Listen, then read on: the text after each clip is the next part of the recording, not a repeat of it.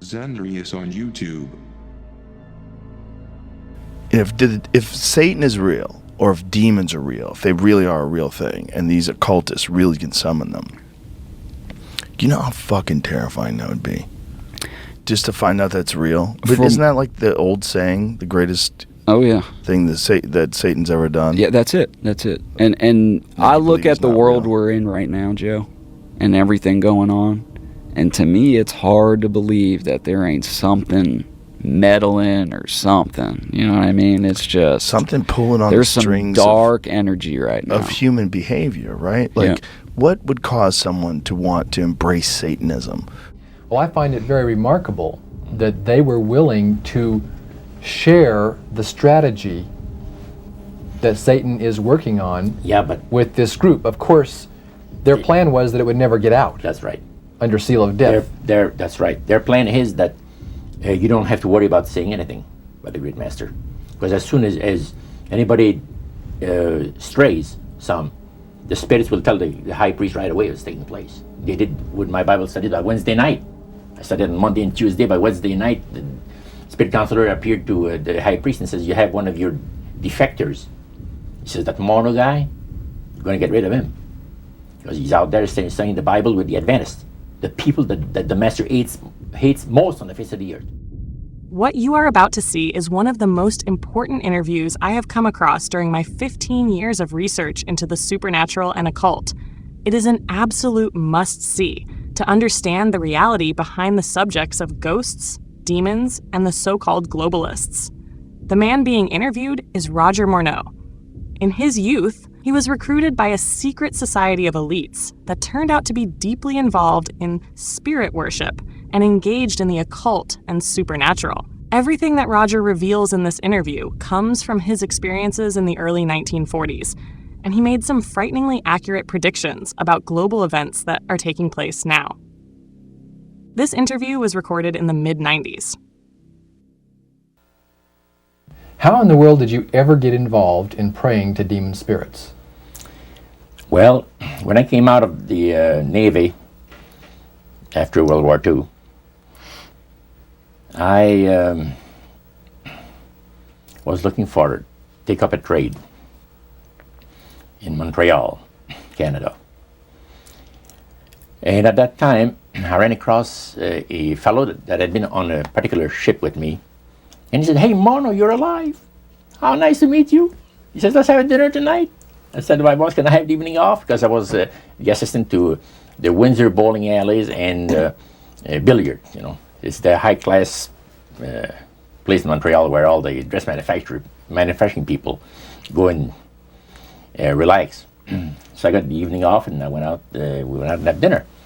He told me, hey, I got something fantastic to tell you. He said, I am affiliated with people that speak with the spirits of the dead. How would you like to talk to the spirit of your dead mother? And I was shocked. I was shocked. He said, you wouldn't be afraid of talking to the spirit of your dead mother, would you? Well, I said, I'll tell you what, I would have to give that some thought, because it's something I never thought about before in my life. Most of us probably haven't. A little afraid of something like that. Well, he says, you know, it's written all over your face. You're afraid of going to a seance. But he says, I know you. He says, you're going to come. And then he started to tell me how brave I was when I was aboard ship, you know, different things. He says, you're not the same man, you're changed. You're chicken. That's all I needed to hear. I said, when do we go to a seance? So one Saturday evening, we were in the place. It was the very first time. Very beautiful place. The medium was a lady. She had a gorgeous new home in Montreal. And there were about 20 invited guests there, which I was one of them. And she communicated with the spirits for different people there and telling them what the spirit said. And then there was one lady that had been talking almost continually before the seance started, and she didn't believe in the dead appearing and all of this and all that. And she said, well, I would have to see my dead sister. She says to believe it. So while this seance was going, one man said, I would like to talk to my friend that died 6 months ago. But I don't want him to appear. Just want to talk to him. Because he says, I don't trust you talking to my friend for me. So the medium says, let me inquire of the spirit. Yeah, the spirit will talk with you. And that big masculine voice was heard in the place. It says, hi, Frank. It's nice of you to ask for me to talk with you. And they had a little chat. And after it was over, Frank says, this is the greatest thing on earth, to be able to talk with the spirits of the dead. Then the medium said, we have a very special surprise tonight for you people. A spirit will manifest itself openly here in a few minutes. And it's like a big gust of wind hit the building. And right through the wall. Now the lights weren't terribly bright, but they were like living room lights. A couple of floor lamps and maybe some of these. And that translucent being seemed to come right out of the wall. How did you feel right at that moment? It's almost like my heart stopped a little bit. Very weird feeling. So it was a lady in a beautiful evening gown, swirling. And she said to Mary, my dear sister, you are so wonderful to have asked for me. And Mary fainted and fell right off her chair on the floor. And a couple of guys jumped up and picked her up, and spirit gone. And that was the beginning of it. That's how you got into it. Yeah, that's the way I got into it. After a while, you see, there's something interesting about the human mind. You can adjust to an awful lot of stuff. You can adjust to a lot of things that would terrify you to begin with. After a while, they become common and ordinary. So you mean contact with the supernatural can become commonplace and ordinary and doesn't bother anybody? Yeah. In other words, the more that you do it, you're not uncomfortable. That's it's right. just not an uneasy feeling. Yeah. So how did you feel about it? Then I after got that? into a secret society that worshipped the spirits, you see. Well, how is that different from the seance, Roger? It happens that the seance are not involving in many ways. But when you get into a secret society of spirit worshippers, then, and especially when you're invited there by the direction of the higher ups in the spirit world, you never get out of there alive. And this is exactly what my friend and I were up against. We didn't know anything about it. And there was a very, very popular big band leader. Jazz musician? Band, yeah. Very famous. He played a lot in Montreal, Canada, Vancouver, the big cities. And one night we went to one of these seances, and he was with his wife. Now the spirits had told him what to do. Spirit told him, there's two of these guys, give the names, and your wife will want to talk, we'll make it so that your wife will want to talk to the medium when you say that you want to go home because you're tired. As soon as you see that these guys are starting to want to leave, then leave with them at the same time. And as you get outdoors, you ask them if they're driving. They'll say, no, they're going to take the tramway a couple blocks away. Well, you invite them to get in your car with you, and that you will take them to a fancy restaurant and treat them to some good food and talk about the merchant navy. And that's what the guy did. And there we were in this plush restaurant, pulled into a little alley, and I can still see it like it was yesterday. Just enough room to pass the car, the back alley, that happened to give on a restaurant that was on St. Catharines Street, which is the main street of Montreal. And that was quite an evening. So Roger, you're at this restaurant.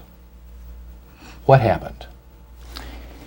Well, after we were seated, in entering there, the place was just full, packed tight. But there was a couple of table against a wall that had a reservation sign on it. And the owner of the place recognized the band leader and came and said, "Good evening, and you gentlemen want a table. So you're one of the reserve people." So we sat there, and we had our favorite alcoholic beverages, and as we talk, the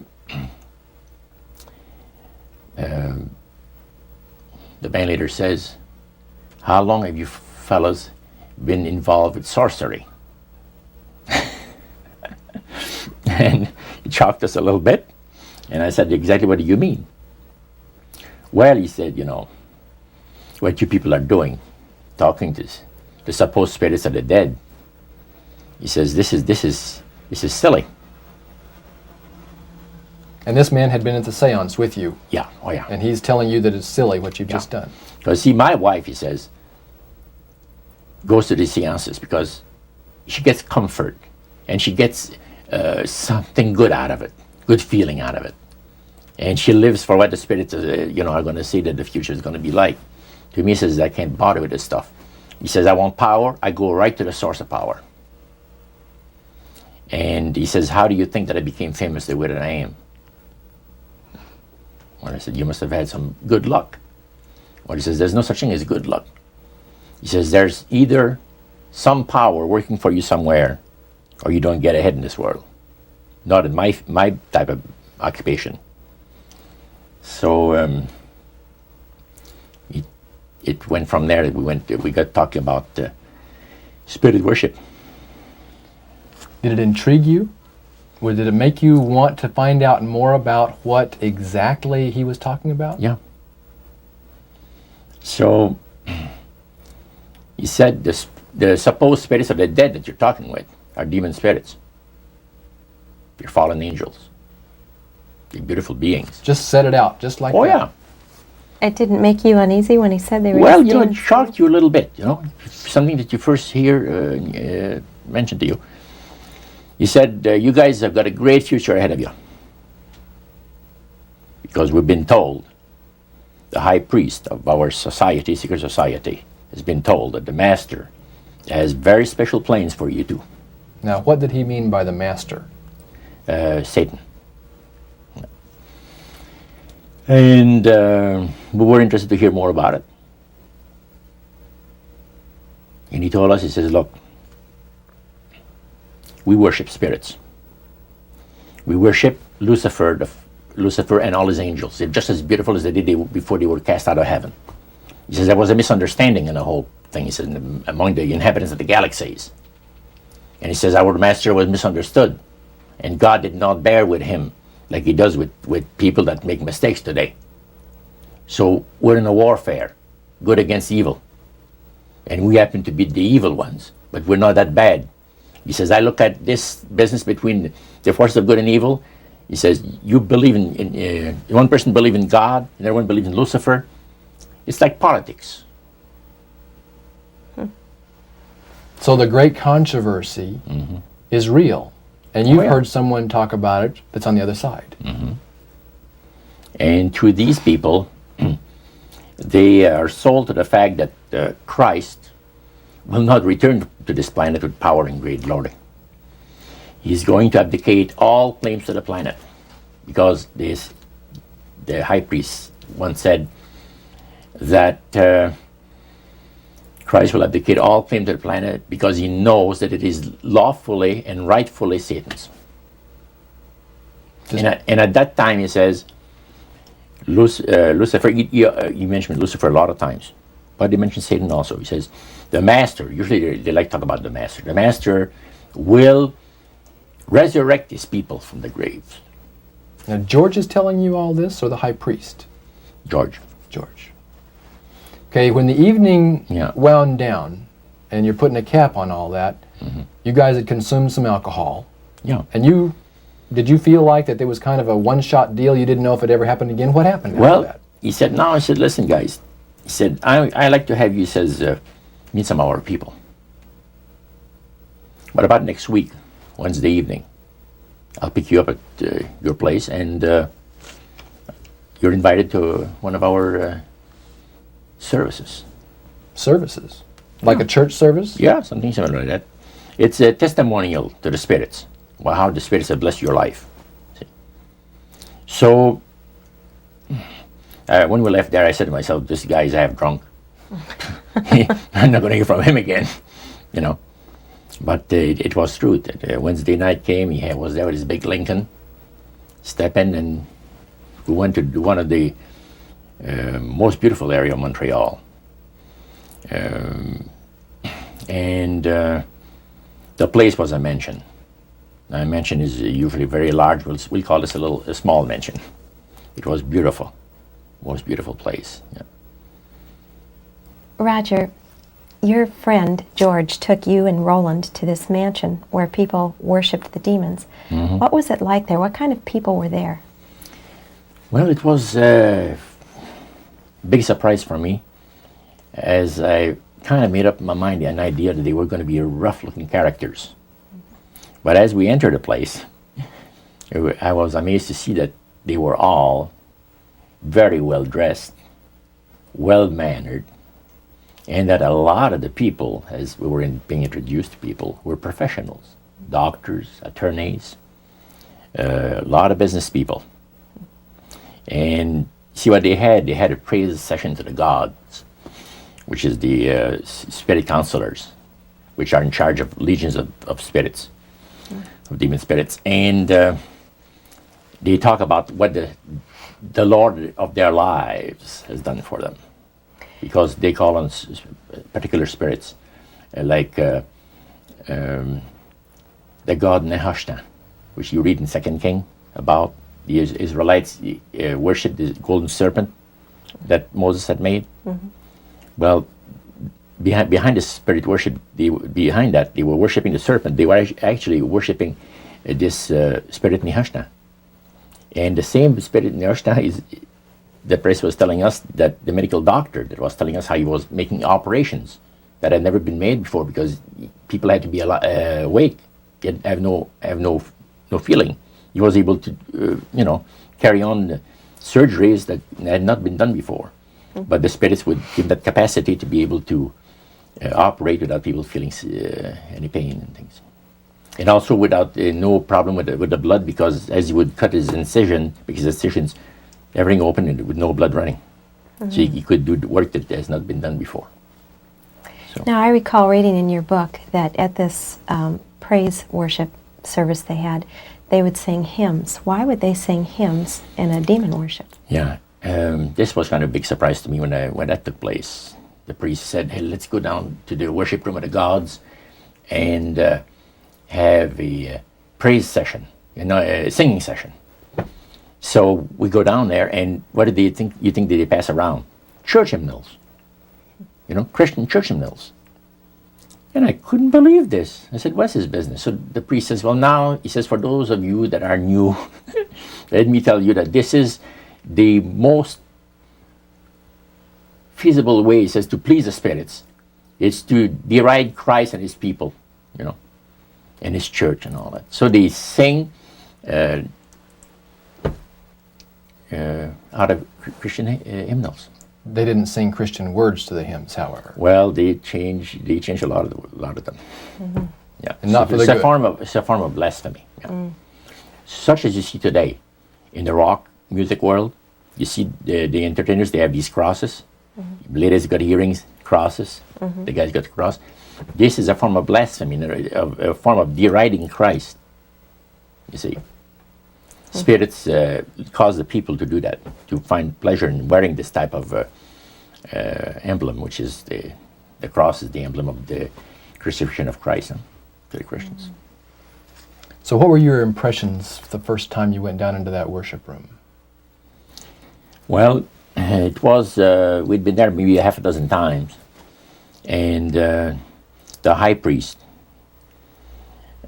told us after the meeting was over, he wanted to talk to us, my friend and I. So after most people had left, he says, the master of my life has revealed to me that it is time for you people to become acquainted with the worship room of the gods. Well, we started to move toward a beautiful grand staircase. Beautiful. The banister was huge. It was massive, and the wrought iron work that they had done in it was super. The beautiful decorations on the walls, the chandelier on the first landing. See, that was the first landing. You go down about 8 or 10 steps, and then you had the first landing. It was huge and beautiful. The light arrangement was the nicest I had ever seen in my life. When we got into this sanctuary area, it wasn't very brightly lit, but everything was magnified the beauty of certain things. You know, like a lot of the things were gold plated or gold trims. You see, the little altars where they had the spirits that had materialized, they photographed them, and then they had paintings made of them. And there was probably about maybe 100 of those around the place. Sort of like a shrine. Yeah, and underneath there was a little altar where you have incense and things that they would use in their prayer sessions and things like that, devotions to certain spirits. And some of the objects in there, the priest said, were solid gold. It was a unique experience to see that. So how did you feel when you walked into that room? I felt that these people had power, and they had a lot of it. Did that attract you? Yes and no.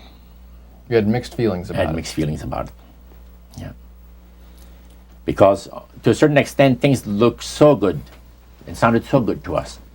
But you see, I'd been brought up in a Christian home where my parents had told us we were 8 children in the family, and especially the older ones, you know. My dad says, well, you know, if you get involved in wrongdoing, you're going to have to pay the price. There's always a cost for everything in this world. So this thought kept creeping to my mind. Just how far you go with these spirits before we start paying the price. See? So it made you just a little bit nervous. Oh, yes. But yet you kept going back. Oh, there was no way out. Because that we were told. You knew at that time. Yeah. So you were moving forward more on fear. More on fear, yes. Because the high priest said that the master had special plans for us in our lives. And that no one ever went into this society unless they were invited by the spirits. See, so that was made very clear. And he also expressed to us the danger, explained to us the danger of going against the will of the spirits. And he mentioned about this one man and his wife that live in a fireproof building in Montreal. The place burned right down with him in it. He was one of their members that had decided that, well, he wanted to think things over. He was not going to get initiated at a time that the spirit said he would like him to be initiated into the society. So in reality, Roger, you were chosen by high-powered demon spirits to be a part of their human, special, privileged group. You see, these people in Montreal, the society, like the priest mentioned, there's thousands of spirit worshippers in only different societies of spirit worshippers in this world. But he says, we are the elite. We know the real truth about the master and his angels. And they are not hideous-looking beings. They are gorgeous creatures. And from the paintings that they had on the wall of the walls of that worship room, they were unique beings. Especially there was a painting full length painting of the fallen Lucifer above his altar, and that was very fascinating because he looked like a man of great intellect, high forehead, the way that he looked with his eyes, the way he had the eyes looking. It gave you a depth of perception of somebody that is very, very knowledgeable and powerful, yeah. So Roger, this high priest that you talked about, he is the one that ushered you down into the worship room. Was he also the one that led out in the praise sessions that you talked about? Yes, and he had an assistant also, another priest. Okay. Now, when you would go to these praise sessions, what kinds of things happened? at those sessions? Well, there's a lot of success stories. Positive mental attitude kinds of things? Well, yes, a lot of success stories. The masters has done this for me and that for me. I remember one lumber dealer, he had like half a dozen different operations in the province of Quebec. And everything that he touched seemed to turn to money. You know? And he was telling about it.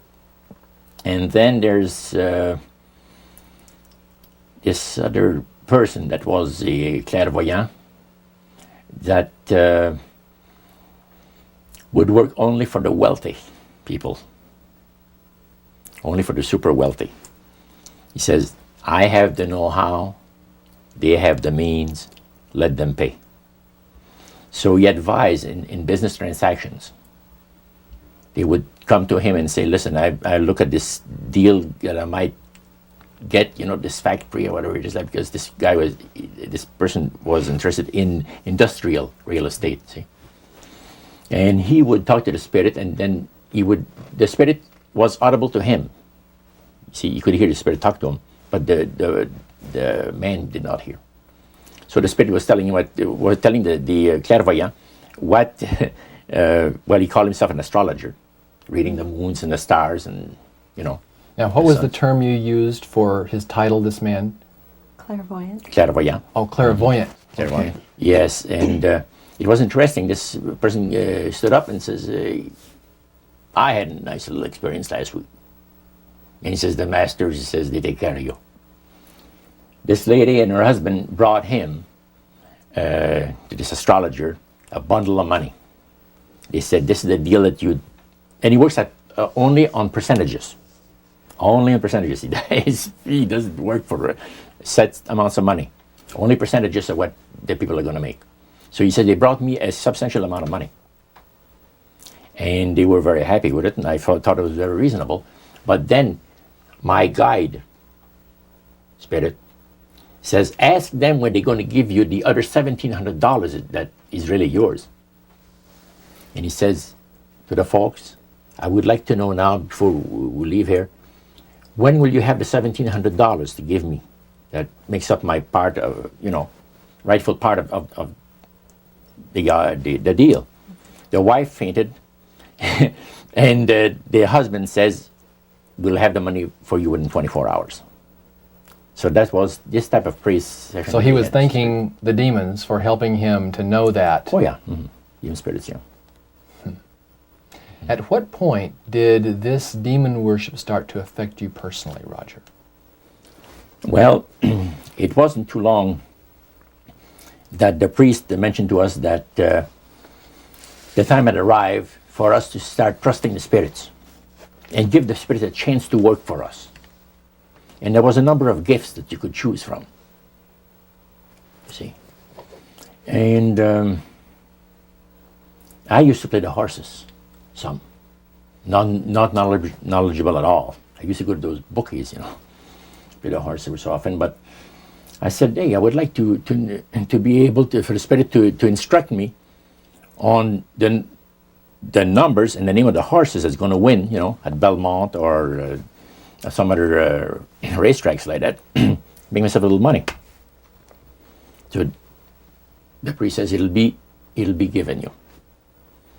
And sure enough, one night whether I fell into a trance or dreamed the thing, I don't know exactly what happened, but I saw 3 races that were really going to pay big.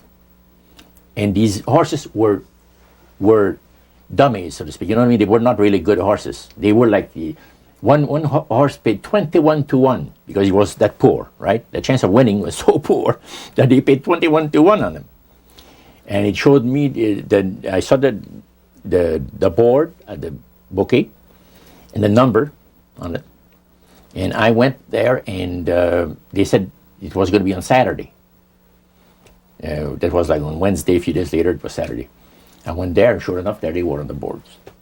I went to the wicket and handed some money and got myself a winner. Now I said, well, I'm a little crazy. I ought to put more money on there. So I put $20 onto the next horse, and that paid 21 to 1. So, you know, I left there with maybe $400 or $500 in my hands. And I started to do that. In this case, I went directly down to the finest men's shop on St. Catherine Street and bought myself a $200 suit. And in 1946, a $200 suit was... In 1946, people used to work at the RCA Victor, where I had worked before I went to the Navy, for $18 a week. Mm-hmm. And the good earners were $75 to $50 to $75 per week, you know, for labor. So the demon spirits looked on you so favorably, they began to help you win in your gambling. Then I went to other bookies, you see. And one day, I am told of the man at the cage where you do your bet. He says, my boss would like to talk to you. And he said, you go right through that door over there. Oh, sure. So I know the guy says, come on in. The guy's sitting behind a big desk, smoking the big cigar. So he says, you're Roger. I says, yeah. He got up and walked around me. He said, you don't look that smart. I said, what, sir? You don't look that smart. He says that you could pick horses that are winners when they're supposed to be losers. Where do you get your help? What do you mean help? I'm not getting any help. I just happen to go and... Oh, no. We've been watching you here, he says, for a number of weeks. And you always leave here with some of our good money. And I'll tell you, buddy, if you want a list of all the bookies in Montreal, I'll give you a list of them. But he says, I want you out of here. And don't show up again. Because somebody's going to put a... You know what I mean. I said, okay, sir, I won't be back again. So it's a tough business to be in gambling. So even with the spirit's help, it was tough. Yeah. Well, it's stuff he's going to shoot you, yes. Yeah.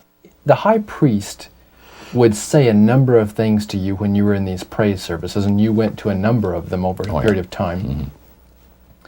Talked about the issues of the great conflict. You've already touched on that a little bit. I want you to follow up on that a little bit more, Roger. Some of the things that you wrote in your book, Trip into the Supernatural, sounds a whole lot like what we as Christians today know as the Great Controversy. Mm-hmm. What were some of the things that he told you there? Well, he says that there's a great controversy going on between the force of good and evil, between Christ and Satan. And they always praise the great master, Satan, as a super intelligent being that he is, beautiful to behold. And if he ever appears to you, you won't be able to look upon him because it'll be too bright. It'll just ruin your vision.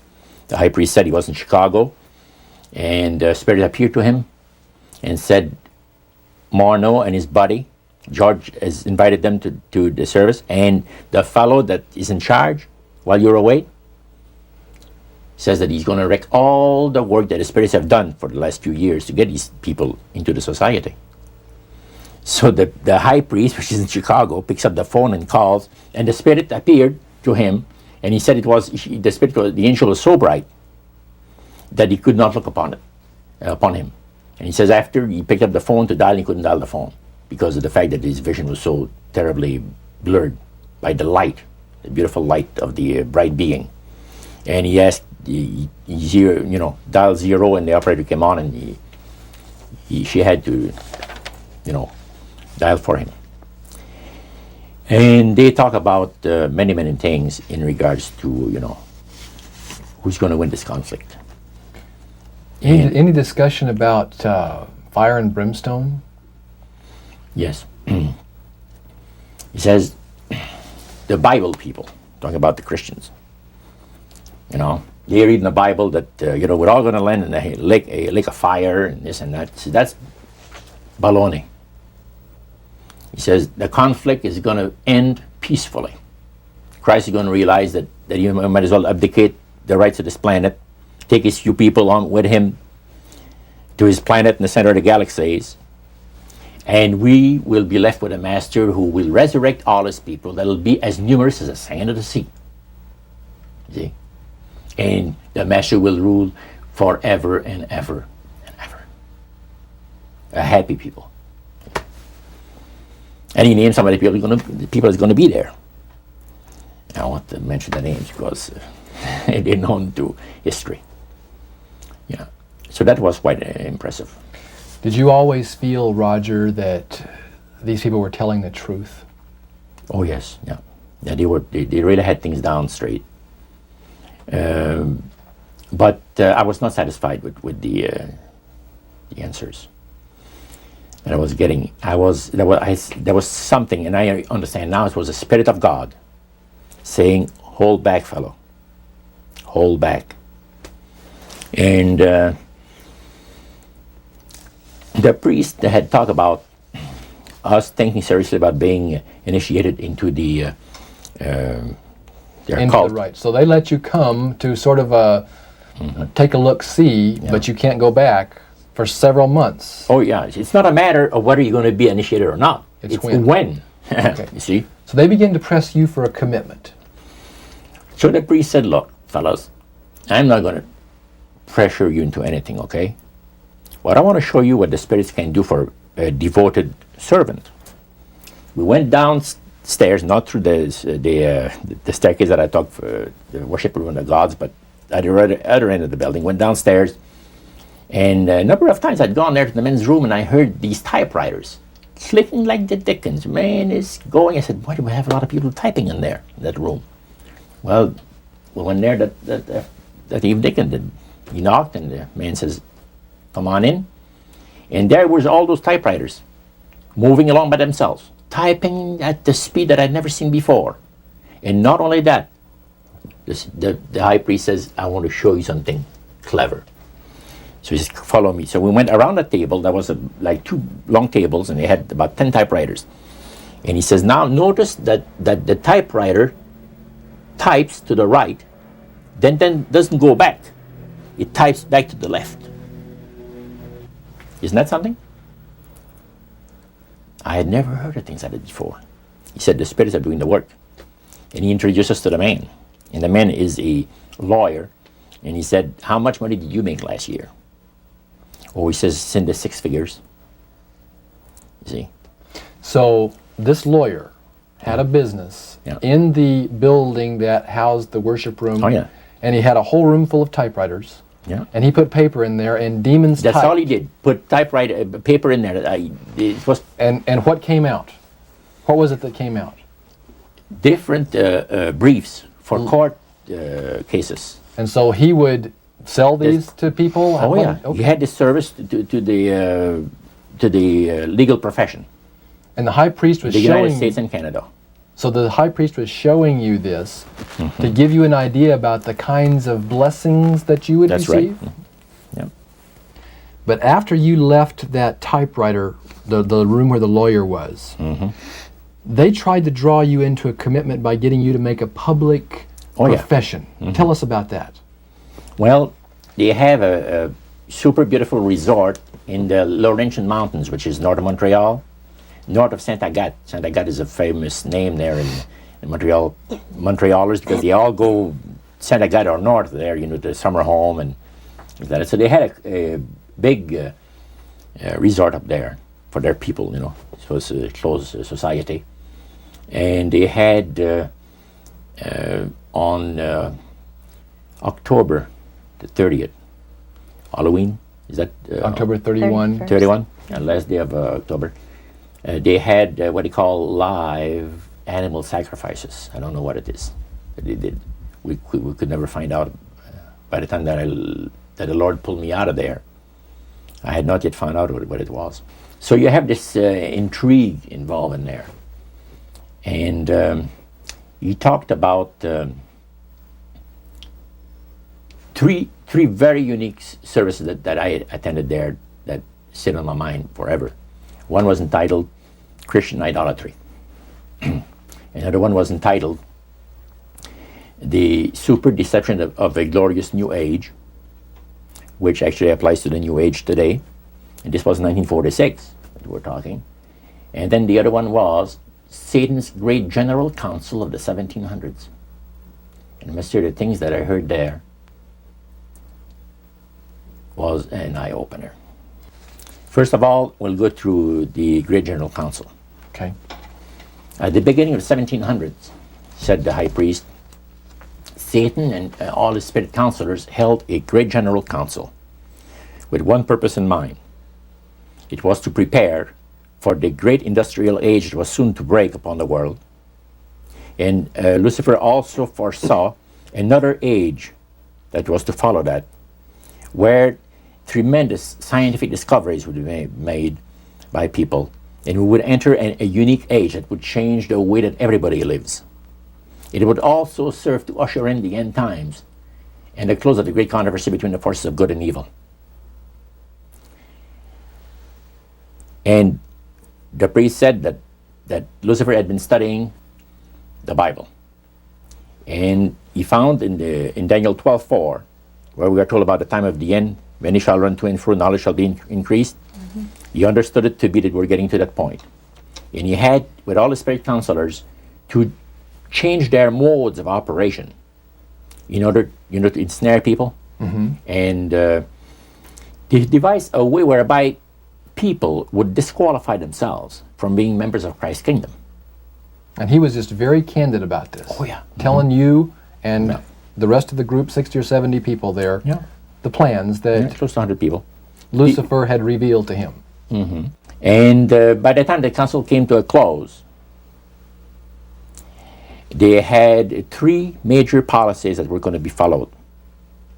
First, they were to see to it that humans would be made to believe that Satan and his angels do not really exist.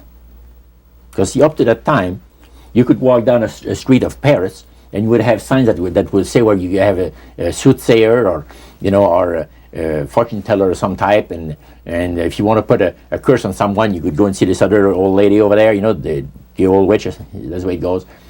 But now it had to change. Lucifer says we have to make sure that people, humans, get to believe that Satan and his angels do not really exist. Roger, that's interesting because a recent research study report that I read indicated that in a national survey, I believe it's over 75% of people do not really believe in a real tangible devil. Mm-hmm. But there is one. Oh, yeah. Now, the next thing, the three parts policy that they had adopted there, the second one was to find a way of being able to get total control of people's minds. And that would be done by taking hypnotism out of the realm of the occult and introduce it as a new science for the benefit of mankind. So part of what the high priest told you was Satan's strategy to take total control of people's minds. Mm-hmm. They felt that by taking hypnotism out of the realm of the occult and introducing it as a new science for the benefit of mankind, they could then use people of great renown, educators, people of capacity, that would do great things, such as supposedly regress people in time to former lives that they had. Mm.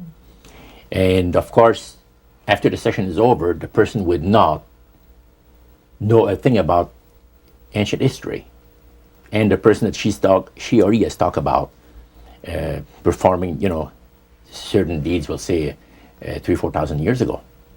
But this was their strategy. Now, what this would do for the thing is this, that it would create in the minds of the general public, solidly set in the mind of the general public, an unwavering trust in that great deception. In other words, people could, they would believe it. This person was hypnotized, was regressing time to, former lives, and did this and did that, and no deception. Maybe Alexander the Great, we'll say, and some of his generals and people like that. And the person, after the session is over, comes out of hypnotism, and he or she doesn't know what she's talked about. So now this would be a way of de-Christianizing the Western world through the avenue of mysticism. Now the time came when Lucifer decided that he had to choose a person to initiate this thing. And Franz Mesmer, which was an Austrian physician, was chosen. Because now, the priest told you all of this? Oh yeah, okay. Because he was most capable. Mesmer originated a theory called animal magnetism, later on named mesmerism. Mesmer was led by the spirits to believe, and this is what the priest said, was led by the spirits to believe that certain persons have a magnetic influence within themselves, so to speak, that would cause them to have great power over other persons, even to the point of placing them into a trance. And at that time, that was readily accepted by people in general, at the time that Mesmer lived. So people realized, they said that some people got a capacity to put you into a trance. That's the way. Now, by the time that he died, in 1815, a lot of the physicians in Europe were using hypnotism as a means of anesthesia. Now, hypnotism is the same as mesmerism? That's right. Okay. So mesmerism that's been developed to a higher degree of refinement. And the priest went on saying that the plan of Satan to deceive the human family this way, he says, is the most intriguing thing to his mind. And he went on saying how it was going to be brought about. He said that a fellow by the name of Darwin and another fellow by the name of Thomas Henry Huxley would be used by the spirits because in their childhood they had been hypnotized by medical doctors. And they figured that they would be real good subjects to lead the people into this belief that they had, that Satan wanted to bring into people's lives. Now, what were those 3 points again, Roger? The 3 things were, number 1, that they did not want Satan did not want the human family to think that he or his angels existed. Right. The second point that you made had to do with taking control of people's minds. That's right. The third point was what? Was to destroy the Bible without burning it. Okay. See? And what was his strategy on that? On that, it was very interesting. Because after the Great General Council, it was decided that Satan would tutor Charles Darwin personally in setting up the principles of his theories of evolution. He was tutored by Lucifer himself, the fallen Lucifer. And at that time, it was understood, Satan and his spirit counselors understood that if a person was led to believe in the theory of evolution, it would, in his life, destroy completely the creation week of the Bible, the fall of man, and the plan of redemption. It would do away with it. In one fell swoop. Yeah. Now, he made a unique statement. He said that according to the spirits, anyone that teaches a theory of evolution is considered to be a minister of the great religious system. See, they call it the religious system, the theory of evolution, because it is a system of schooling people and getting them to disqualify themselves and being members of Christ's kingdom. And he said that every teacher of that theory is recognized by the spirits as a person of great value and receives a very special unction from Satan himself, giving great power to induce spiritual blindness, to convince and convert. 3 capacities are given to those teachers of the theory. Then, that's not all. The priest says that Satan considers the teachers of the theory of evolution to be so valuable to him that in the sight of all the inhabitants of the galaxies, he assigns a retinue of bright, beautiful angels to follow that educator all the remainder of his life. And that, in the sight of the inhabitants of the galaxies, is the greatest honor that he can bestow upon his workers, upon mankind, and to, until the controversy is finished. That was quite enlightening. Now, the high priest was talking just sort of like a preacher would talk up front. Was he enthusiastic? Did he seem like he had bought into this and was excited about it? Oh yeah, he believed it 100%, no question about it, so everything. Why would he be so excited about spirits trying to deceive human beings? Because obviously out of this council of the 1700s, deception was a major part of the strategy. Why? Well, he says it's deception. It's like politics. You believe in one candidate, the other person believes in the other candidate, and they're fighting to get the position, and it's just a matter of who's gonna be the smartest. And with Lucifer, the fallen cherubim, he's very smart. He's gonna win, and Christ's gonna abdicate the rights of the planet. He's gonna resurrect his people, have established his kingdom that lasts for ever and ever. God won't be able to destroy him because it would be against God's, the Creator's nature to destroy Lucifer in the fire. Beside that, he said, spirits now, even spirits, have the capacity now to outlive fire. He says, you don't believe it, go to India or some of those countries where they have firewalkers. And it's done by the power of demon spirits. These people are energized by demon spirits, so they can walk on those hot coals without burning themselves.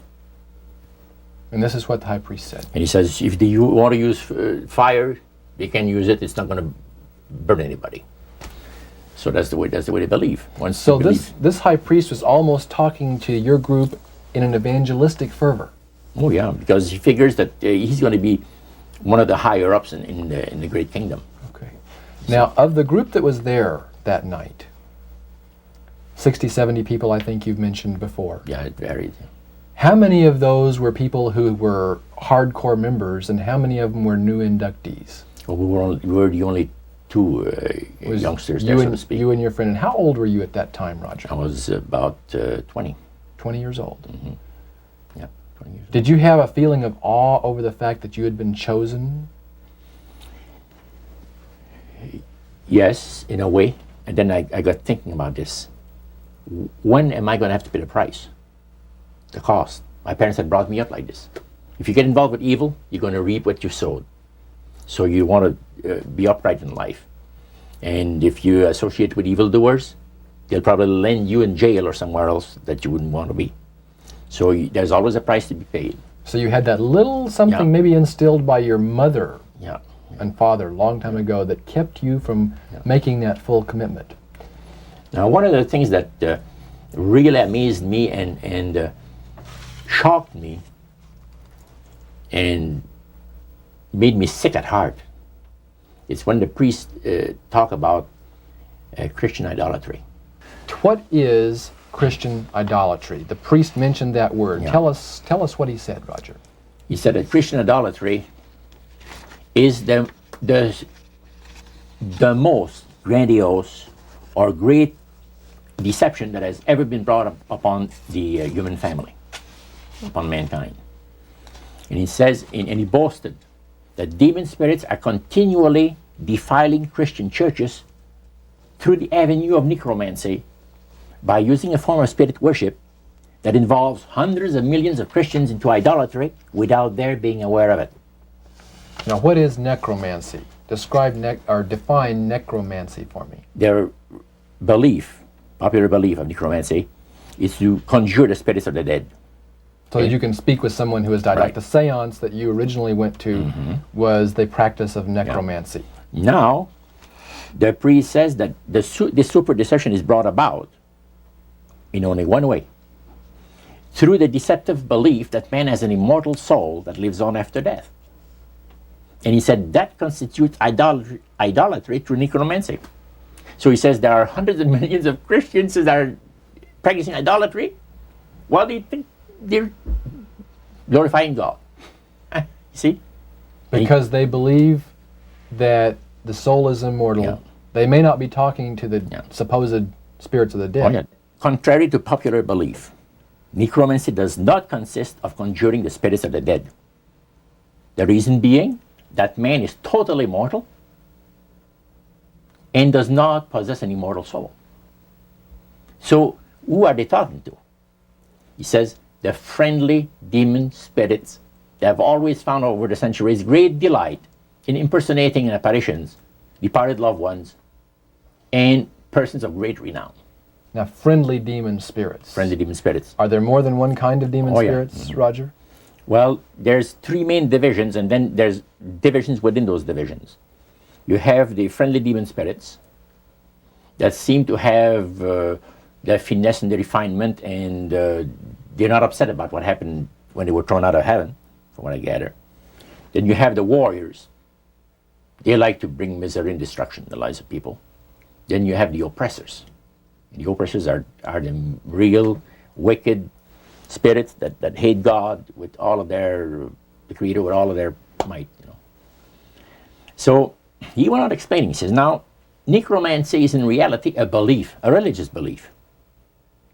People believe that the dead have entered into a higher state of existence than they had when they were alive.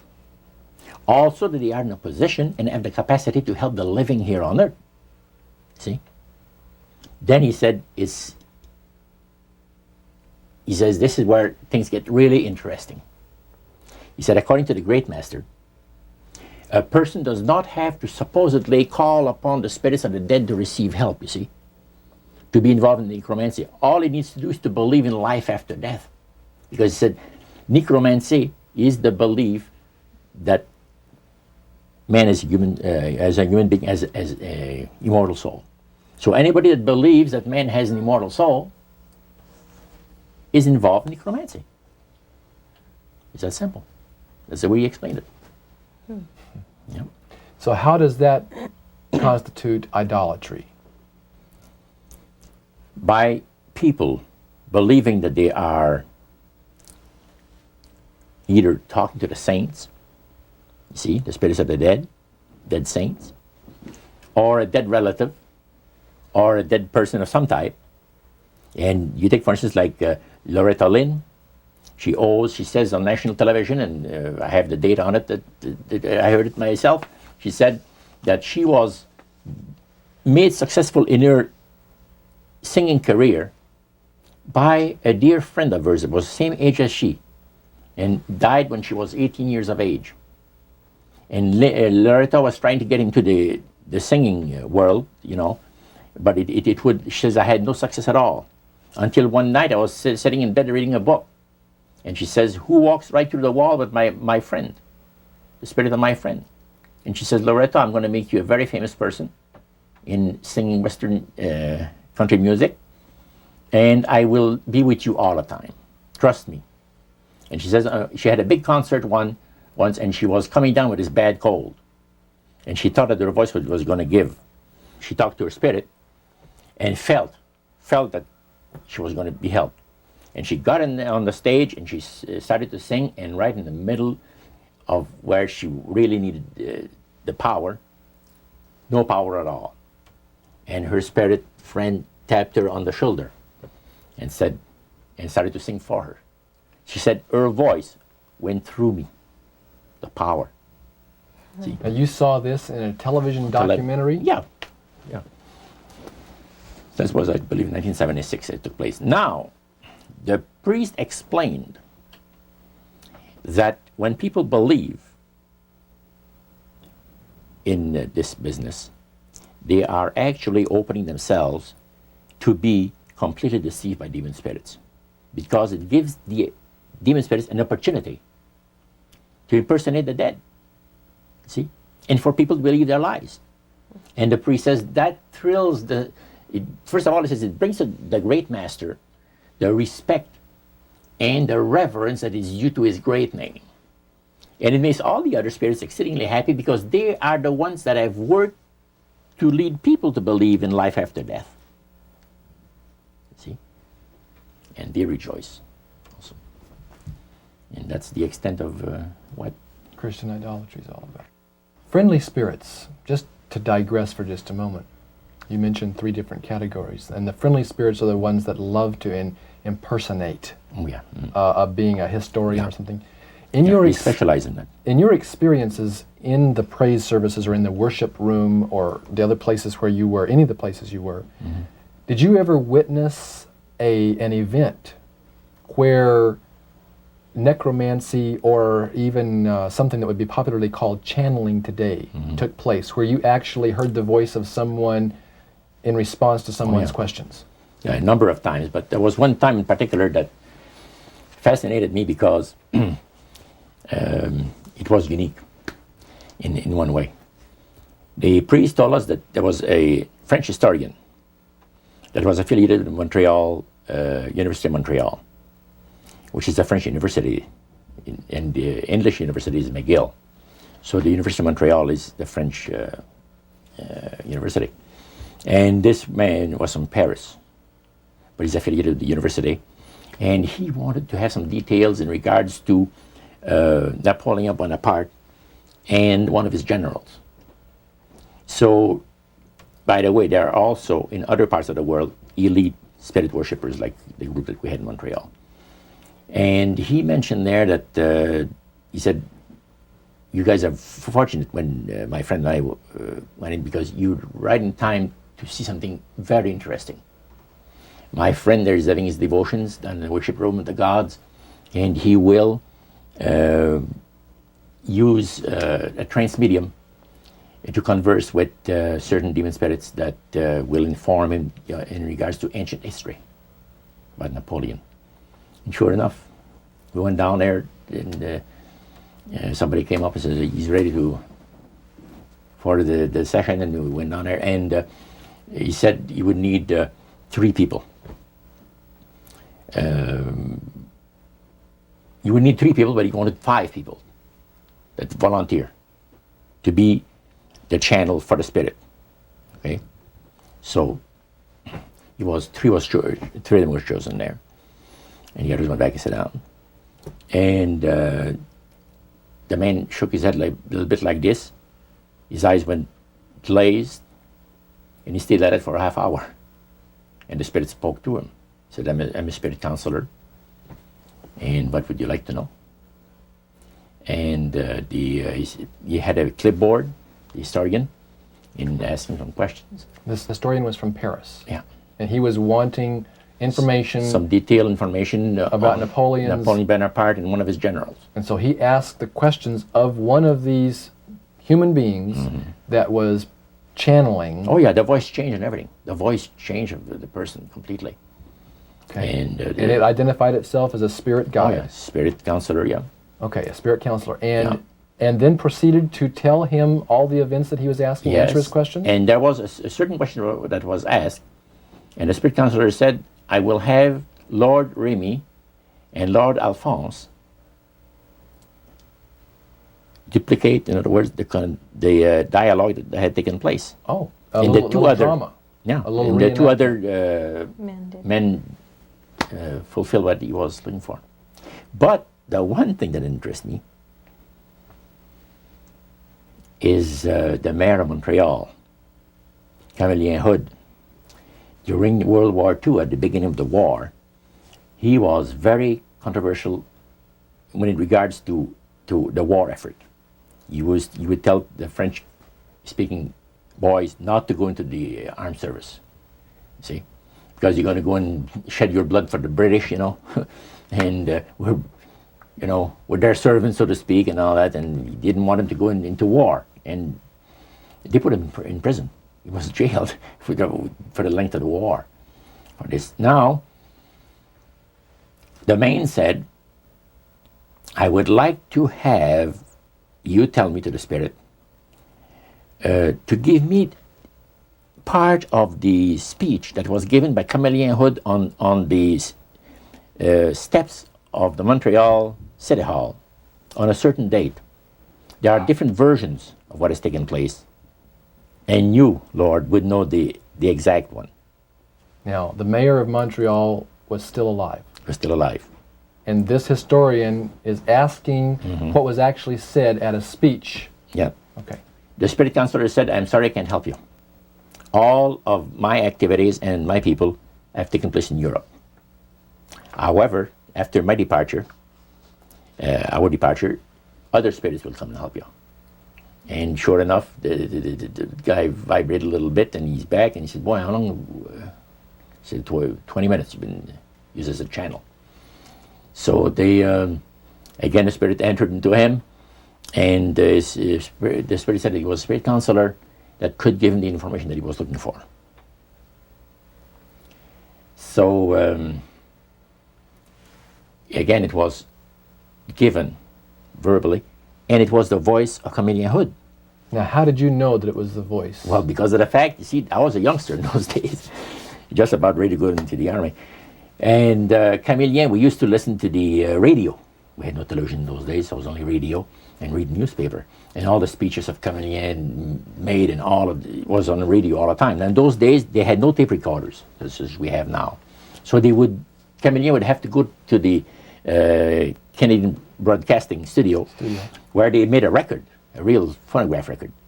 And then they played it over and over, for the rest of the day. So you listened to those as a teenager before you went into the army, so you knew his voice. So I knew his voice really good. So I said to George, he was sitting next to me, he said, isn't it amazing? He said, if you think that's amazing, wait, he says, until the spirits impersonate one of the departed people that you know, personally, like an uncle or a brother or a sister or something like that. He says, that is unique. But that's the way it was. You are able to reproduce a voice, man, and the just to perfection. The spirits are exceedingly proud of this. Because, and this also was right up my alley, the priest said that as the times on this planet gets more and more difficult, and calamities of all kinds are striking the planet more and more frequently, demon spirits are going to impress people with the importance of Sunday sacredness. Roger, when I was a teenager back in the 1970s, I remember a song that came out talking about the age of Aquarius. Mm-hmm. And since then, we've seen the development of the New Age, and I wondered if back when you were involved in spirit worship, if they talked about New Age at all. Oh yes, it was a big thing that was coming up. One of the major deceptions of the last days. And the priest told us, we talked quite a while, and then he said, could I have a little bit more of your time? I want to tell you something very fascinating. He says, the grand plan, the master's grand plan for harvesting the nations, for harvesting the multitudes of the earth into his cause, just before the close of the great controversy between the forces of good and evil. So we continued, after we expressed ourselves that we're deeply interested to know more about the activities of spirits. And he said it's going to be done in a unique manner. This grand plan is going to take people are going to eat the stuff. Because he says spirits, demon spirits, will declare themselves to be inhabitants of far distant planets in the galaxies that are coming to warn the inhabitants of planet Earth of the impending destruction of the planet unless something seriously proper is done to avoid it. And he went on saying that they will claim to have out-of-body experiences. Are you familiar with out-of-body experiences? I've read about them. In other words, so there's some persons are supposed to be able to, they believe in their immortal soul. Astral projection. Yes, right. Goes into different parts of the world and sees things and come back, and then they write all about it. I've heard of that. So, due to the fact that the millions of the earth people believe in people having an immortal soul, it has to be readily accepted when the spirits will, through a trance medium, converse with influential people of the land, you see. Now, what is a trance medium? It's a channeler today. What is known today as a channeler? Channeler, yeah. Okay. Shirley MacLaine's experience of getting involved with spiritism and with the supposed inhabitants of far distant planets in the galaxies, I taped the whole thing. It's 3 hours. And you were hearing the fulfillment of what Exactly. this high priest had said Yeah. 45 years ago. Yeah, exactly. So he went on explaining about the fact that the spirits will show themselves willing to give valuable guidance that will not only help people avoid the destruction of the planet, but it would cause them to enter into a higher state of existence. For instance, he said the spirits will promise, and this is a big word, promise, that if their recommendations are followed carefully, they will usher in a glorious new age of peace and prosperity. And there'll be, there'll be no more wars. See? There'll be no more famines. There'll be no more people getting unhappy with one another. Neighbors will love neighbor. And social unrest will not take place no more. There'll be perfect happiness for 1,000 years. That's what the Spirit is going to promise. And Almost like the Garden of Eden created all over again. And now we find that a lot of preachers are preaching the great age of glorious new age of victory over wars, victory over social unrest, victory over famines, and victory over all kinds of. And he used the words New Age to describe what was coming. It would be a glorious new age, yeah. And this is exactly what the movement is all about today. And he went on and said, as I said earlier, that as life on this planet becomes more and more difficult, and calamities will strike the planet more and more frequently, the spirits at that time are going to put all their effort to impress religious leaders, to bring before the masses of the earth the sacredness of Sunday. See? They will teach Sunday sacredness. And with the religious leaders, looking forward to 1,000 years of perfect peace on earth, they will put all their effort into it. Then laws will be passed by governments. One person asked, what's going to happen about people that don't believe in the Spirit's recommendation? The priest says, that's be no problem at all. Laws will be passed by governments that will force people to go along with it, regardless of whether they believe in it or not.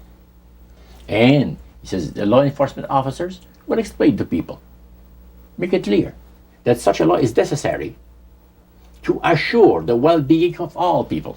He says the laws will be passed with no effort at all. And then he went on and he said about the fact that the venerability of the sun, which in ages past was such an irritant to the Creator. All these great nations and other nations, of smaller ones, were all involved in sun worship. And in those centuries, the Creator found that teaching of worship of the sun to be a terrible irritant. And he said, it is going again to take place, but not in worshiping the sun, in remembering Sunday to keep it holy. He made a statement I would never forget. He says, by the observance of the day upon which the master, Satan, has placed the unction of his authority and power, he receives homage, regardless of whom people claim to worship. Isn't that something? So, can you understand now why I had 28 Bible studies in 1 week and started to go to church on Sabbath? And I never missed since until I became sick. The issue of a day of worship came up in that meeting. Was Sunday the only day mentioned? Well, you see, the priest mentioned, yes, about the fact Satan has chosen Sunday as his day. The Creator has chosen the seventh day of the week.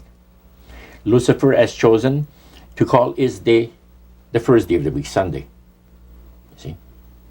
And regardless of what people claim to worship, worshiping God, the Creator, by observing that day, that particular day, they are bringing homage and respect Now, at that time in your life, you were 20 years old or so. Mm-hmm. Had you ever heard of a Seventh-day Adventist? Never in my life. In that They meeting, didn't talk about Seventh-day Adventist. They talked strictly about Adventist. well, they just talked, but they did. The word Adventist Yeah. was mentioned. The priest was telling us that necromancy, as I mentioned earlier, is the belief that the dead have entered into a higher state of existence, etc. And he says, for centuries, friendly demon spirits have worked diligently to establish and uphold in the religious convictions of all people the belief that man has an immortal soul. See?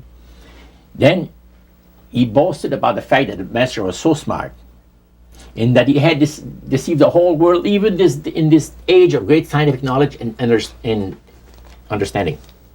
Then one person put his hand up. Okay. Priest says, yeah, yes, we want to say something? He says, what about the Adventists? You can't count them deceived regarding the state of the dead. And I got a question. What about, how come that they can't be brought under the great deception? The priest said, you're right. I apologize, says here, I made a mistake.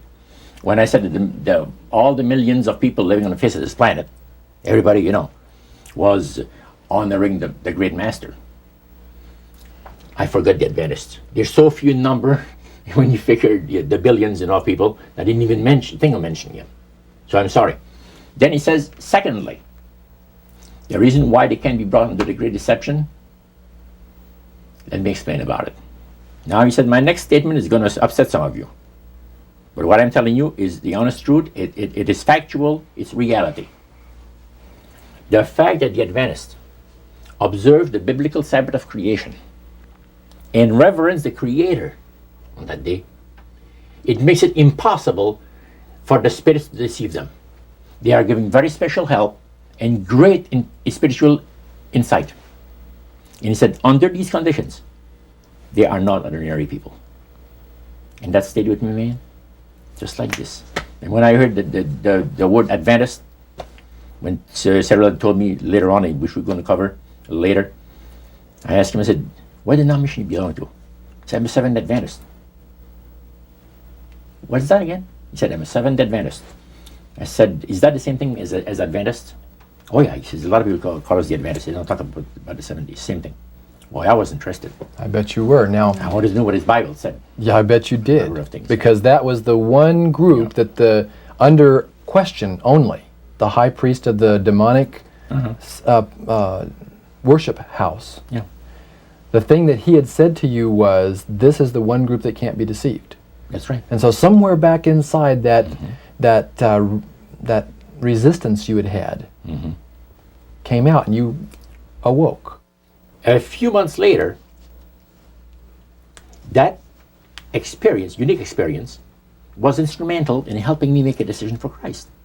And also, I had no hesitation to join myself to God's commandment-keeping people because of the fact that I knew what kind of people they were. And after having had 28 Bible studies in 1 week, I started to keep the Sabbath, forever. But you see, the time that I had these Bible studies, 4 hours per evening, we started at 7 o'clock and finished at 11 o'clock at night. We had those Bible studies similar to what you showed me the other day, that you have in your pocket. The Bible studies were about an hour. There were questions, and then you looked at the verses that they gave you in the Bible, and you had your answer. It was so fantastic. And the Spirit of God was really ministering to me the graces of redemption. Every moment of all those Bible studies was precious. Precious, precious, precious. Roger, at that time, your major language was French. You did not speak English, and all of this happened in the French language in Montreal. How long after you became a Seventh-day Adventist, or after you learned of Seventh-day Adventists, did you read the book Great Controversy by Ellen White? Well, I joined the church. I first had the Bible studies in October of 46. In April of 47, I was baptized into the church. In September of that year, Hilda and I got married. And the French church in Montreal gave us, as a wedding gift, the Conflict of the Ages series. And I had not read the Great Controversy up to then. But then you read it. Yeah. And what went through your mind when you read the book Great Controversy, thinking back on the experience you'd had maybe just a year or so before? That's right. What went through your mind? This person is inspired. This person has got knowledge that nobody else has on the face of the earth, except, the spiritists that I was mentioning, because it's so unique. See? Well, I find it very remarkable that they were willing to share the strategy that Satan is working on with this group. Of course, their plan was that it would never get out. That's right. Under seal of death. That's right. Their plan is that you don't have to worry about saying anything by the Great Master. Because as soon as anybody strays some, the spirits will tell the high priest right away what's taking place. They did with my Bible study by Wednesday night. I studied on Monday and Tuesday. By Wednesday night, the spirit counselor appeared to the high priest and says, you have one of your defectors. He says, that mono guy, you're going to get rid of him.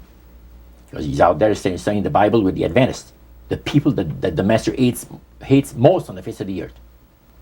And the high priest almost had a heart attack. Because he said, I kind of like you. He said, that's what he told my friend, because I didn't see him after that. But he told my friend, to try to convince me to go back, to spirit worship. Roger, you were 72 hours away from making a full commitment to the elite spirit worship. How did God rescue you at that strategic moment? Well, I'll tell you, I should really go back a couple of weeks in time. As the high priest had talked to us about the advantage of getting initiated in the society on the 31st of October, that night I came home, went to bed, and I couldn't sleep till about 3 o'clock in the morning. Because I had all of this experience of the supernatural that I'd gone through for so many months now, and my Catholic upbringing that I've had, and questions about God. Now I knew there's a God, because the Spiritist made me well aware of that. But I was in a state of terrible unrest. I could not have slept. And without even giving it a thought, somehow, I said, as I was laying on my bed, I said, if there's a God up there that cares for me, help me.